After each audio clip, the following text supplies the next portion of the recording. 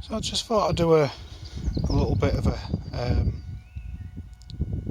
I'll talk about decking and how to get your spaces correct. So what I found this morning when I started, because the boards have been out in the rain all weekend, they've warped, and basically they've warped sort of that way. So what you need to do is get a spacer. So I've just got a stick that I found in greenhouse, and basically start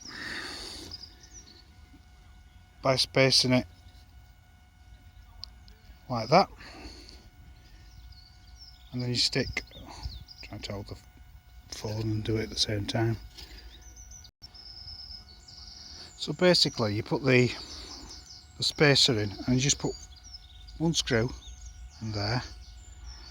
So I'm struggling to see because sun's in my eyes, but as you can see at the end it's run off. Because you've only put one in, that acts like a pivot point.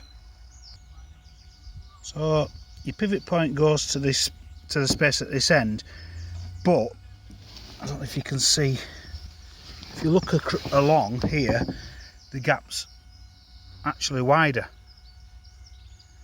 and then it narrows to the spacer size at the end which I originally screwed in. So even though that's correct, you will struggle to get this space correct.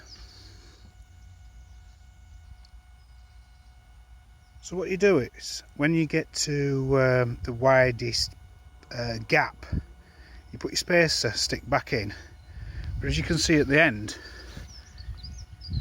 it's butted together. So all you do is, the joist before, screw this in using the spacer bar.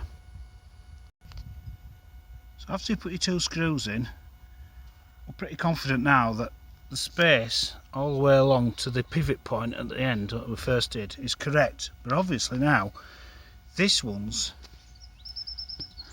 touching.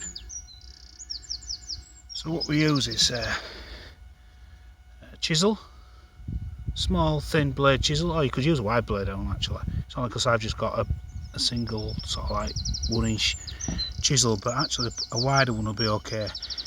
And then you place it gently between the bars, then you lever it out. Can you see that? It's moving that. So you lever it out and then you put your spacer in. But because I'm holding the phone and I've got my hand on, geez, I can't show you that, so I'll just show you it with the spacer in. So as you can see, I've used the chisel to lever it apart, and I've stuck my spacer stick in. So that now means, because I've screwed that one in on the third joist, the gap all the way along is correct, and as you can see, the boards that I've done already, they're absolutely spot on.